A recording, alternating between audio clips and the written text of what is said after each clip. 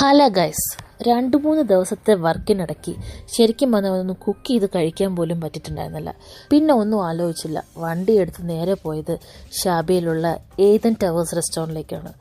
കിടിലൻ മന്തി എന്ന് പറഞ്ഞാൽ എൻ്റെ മോനെ ഒന്നും പറയാനില്ല.